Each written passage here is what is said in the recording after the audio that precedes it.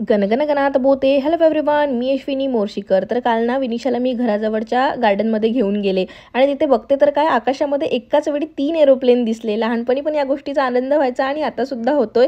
हे ना एक हेल्दी साईन आहे की तुम्ही स्ट्रेस फ्री आहात. म्हणजे छोट्या छोट्या गोष्टीचा जर तुम्हाला आनंद होत असेल ना, तर तुमचं जीवन सुखकर पण होतं आणि आजारपणापासून तुम्ही दूर राहता. त्यानंतर घरी येऊन लगेच तुळशीचं लग्न वगैरे लावून घेतलं. कालचा शेवटचा दिवस होता तुळशीच्या लग्नाचा आणि भाऊबीजेचा, म्हणून पटकन भाऊबीज उरकवली. आम्ही इतक्यांदा इकडे येऊन गेलो, ओमची माझी भेट झाली, तरी भाऊबीजचा कार्यक्रम पेंडिंग होता आणि शेवटच्या दिवसावर येऊन पोहोचला.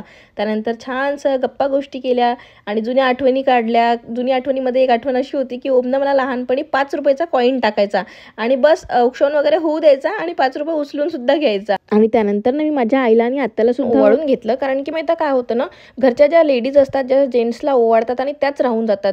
जसं दिवाळीला पण उठणे लावायचं असतं ना, तर माझी सर्वांना उठणं लावायची आणि ती राहून जायची, पण मी तिला कधीच बिना उठण्याचं नाही राहू दिलं. मी तिला नेहमी उठणं लावायची आणि सेम मी माझ्या घरी पण करते. माझ्या मिस्टरांना मी उठणं लावून मागते. आता तुम्ही बघितलंच असेल दिवाळीच्या व्लॉगमध्ये वगैरे. तर त्यानंतर आम्ही गिफ्ट्स वगैरे एक्सचेंज केले. जावई पण जे असतं दिवाळीमध्ये जावयाला कपडे वगैरे घेतात लेकीला वगैरे, तर ते पण आम्ही कार्यक्रम आज उरकून घेतला. आणि त्याच्यानंतर आम्ही डिनरसाठी आलो बाहेर, मस्त अनिल इन हॉटेलमध्ये, परतवाड्यामध्येच आहे हे. आणि खूप छान, इथली टेस्ट पण इतकी भारी होती ना, सगळं असं फ्रेश फील होत होतं.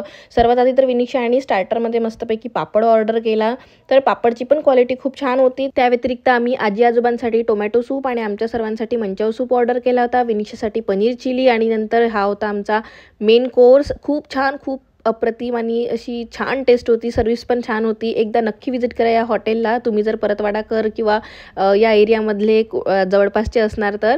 आणि त्यानंतर आम्ही निघालो घरी. आणि इकडे बघू शकता माझे आत्या आणि बाबा आई वडिलांप्रती त्यांचे कर्तव्य पार पाडताना. असा होता माझा कालचा हा दिवस. Thank you for watching.